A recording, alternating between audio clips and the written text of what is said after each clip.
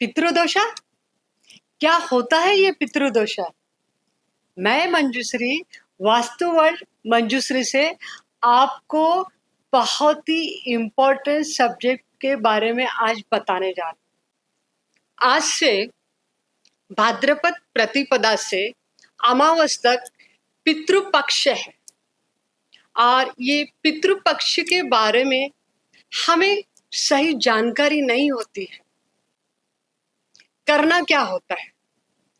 हमारे घर के सदस्य जिनकी मृत्यु हो गई है उनके लिए उनके तिथि के अनुसार हम ग्रास रखते हैं और वो भी उनके पसंद के व्यंजन, उनकी इच्छाएं, इस हिसाब से हम पितरों के लिए ग्रास रखते हैं और उनके लिए प्रार्थना करते हैं। उससे उन पितरों को शांति मिलती है। इसको पितृ शांति कहा जाता है। अब ये पितृदोषा क्या होता है? घर में कभी किसी की ऑल ऑफ ए सडन अचानक मृत्यु हो जाती है तो उनको मुक्ति नहीं मिलती है, वो अतृप्त रहते हैं और अतृप्त होने की वजह से उनका आगे का सफर भी शुरू नहीं होता है। और हम घर वाले क्या करते हैं, उनकी फोटो रखते हैं, उनके पसंद का भोग लगाते हैं, उनकी पूजा करते हैं। इसलिए क्या होता है, उस पितर की आगे की यात्रा शुरू नहीं होती है। हम उनके आगे की सफर में बाधाएं क्रिएट करते हैं।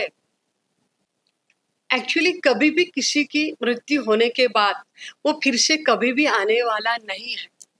We have to accept it कि उनकी मृत्यु हो गई है और सिर्फ उनकी तिथि पे जो भी श्राद्ध करना है, उनके लिए ग्रास रखना है, वो करना है।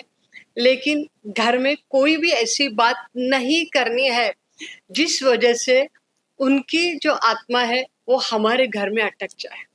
इसलिए हमें उनको बार बार याद भी नहीं करना है। लेकिन हम जो अलग अलग बातें करके उनके आगे की सफर में ऑब्स्टेकल क्रिएट करते हैं, इसलिए उन पितरों को ही परेशानी होती है और वो अपने घर के सदस्य को ही तकलीफ देना चालू करते हैं। जैसे कि किसी के घर में हेल्थ के प्रॉब्लम ऐसे होते हैं, वो अनडायग्नोस्टिक हेल्थ प्रॉब्लम होते हैं। किसी के डॉक्टर के पास जाते हैं, कोई डायग्नोसिस नहीं होता, इंडाइजेशन की प्रॉब्लम आते हैं, स्किन डिसीजेज होते हैं, फाइनेंशियल अनस्टेबिलिटी होती है, घर में किसी की शादी नहीं होती है, संतान यानी प्रोजेनी का प्रॉब्लम होते, इतनी सारे प्रॉब्लम होते। फिर आपको कोई कहता है कि आपको पितृदोषा की प्रॉब्लम है। तो ऐसे पितरों से आने वाली समस्या को ही पितृदोष कहा जाता है और जो हम ही क्रिएट करते हैं। करना क्या है? अभी देखो ये पितृपक्ष आया है, आज से जो शुरू हो गया अमावस तक। जैसी जैसी जिसकी तिथि है उस दिन को आपको ग्रास रखना है उन पितरों के लिए, उनके पसंद के व्यंजन उसमें बनाने हैं। लेकिन वो ग्रास कहाँ पे रखना है उसके लिए भी कुछ दिशाओं को फॉलो करना होता है। उनके कुछ नियम होते हैं, उसी दिशा में रखना है। फिर किस दिशा में फेस करके हमें प्रेयर करनी है। हमें जो प्रेयर करनी होती है ना पितरों के लिए, ये बहुत ही इम्पोर्टेंट होती है। देखो ये पितर कहाँ पे रहते हैं, ये होते इथर मीडिया में और हम लोग भूलोक पे है।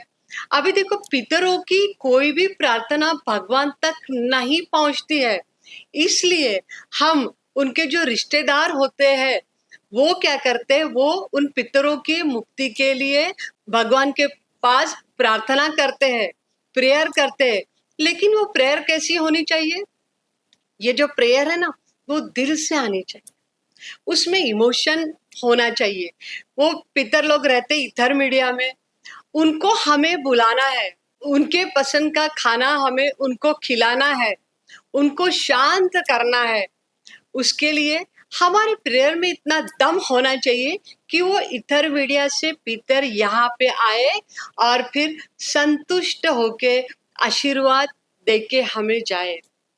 ये पितरों का आशीर्वाद है ना, वो हमारे लिए बहुत इम्पोर्टेंट होता है। हम कहते हैं ना कि किसी भी काम में सक्सेस चाहिए तो हमें भगवान का आशीर्वाद होना चाहिए, बड़े लोगों का आशीर्वाद होना चाहिए, लेकिन साथ में पितरों के आशीर्वाद भी होने चाहिए। तो पितरों के आशीर्वाद के लिए सबसे पहले हमें उन पितरों को शांत करना है, पितृ शांति चाहिए, फिर उनके आशीर्वाद हमें मिलते हैं। और ये जो पितृ पक्ष है, ये तो बहुत ही अच्छा समय होता है इनको बुलाने के लिए। एक्चुअली ना, ये जो पितृ पक्ष है ना, इसके लिए ना लोगों की बहुत ही अलग-अलग मान्यता है, जो बहुत गलत है। ये जो पितृ पक्ष है ना, ये जो पीरियड होता है ना, ये इतना ऑस्पिशियस होता है, इतना शुभ होता है।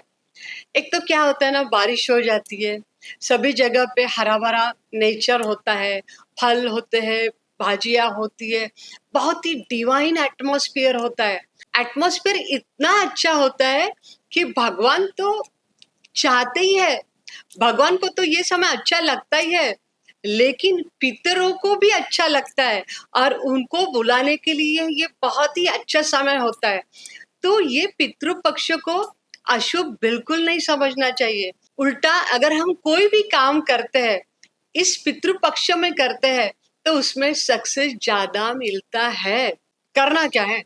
ये 15 दिनों में आज से लेके अमावस तक जैसे-जैसे तिथि होती है, उस हिसाब से, या अगर आपको तिथि पता भी नहीं है, तो सर्वपितृ अमावस्या के दिन पितरों के पसंद का सब खाना रखना है, ग्रास रखना है, प्रेयर करनी है, दिल से करनी है, वो भी एंजॉय करेंगे, उनको मुक्ति मिलेगी और हम सब लोग भी एंजॉय करेंगे साथ में। तो आज से ही शुरू होने वाले पितृ पक्ष के लिए मेरी तरफ से आपको सबको शुभकामनाएँ।